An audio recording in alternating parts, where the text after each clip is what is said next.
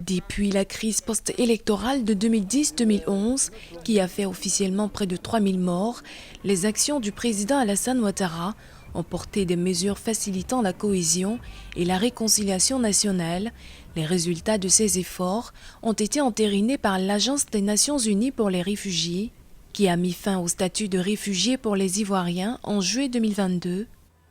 Au plan politique, je félicite chacune et chacun d'entre vous pour les efforts que vous consentez pour la paix, le renforcement de l'unité nationale et la consolidation du vivre ensemble, avec notamment la mise en œuvre de la plupart des recommandations de la 5e phase du dialogue politique.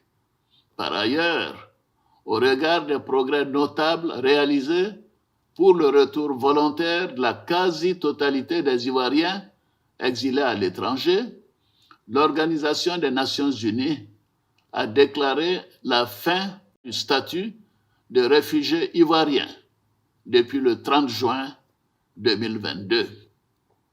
C'est donc le moment d'encourager le retour de nos compatriotes encore à l'étranger.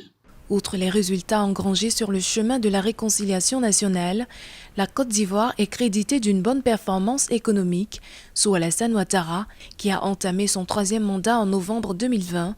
D'après la Banque mondiale, sur la période 2012-2019, la Côte d'Ivoire a enregistré une croissance continue du PIB réel de 8,2% en moyenne.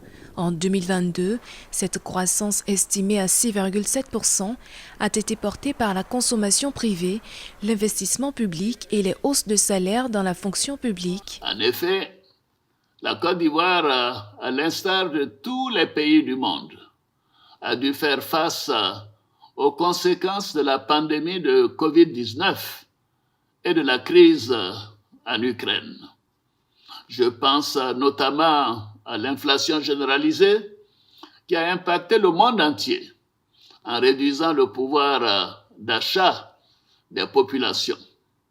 Face à cette situation, nous avons fait le choix d'être aux côtés de chacune et de chacun d'entre vous, en luttant contre la cherté de la vie, pour contenir le taux d'inflation dans notre pays à un niveau parmi les plus faibles dans le monde. La réalisation d'infrastructures est aussi une des priorités du président Alassane Ouattara.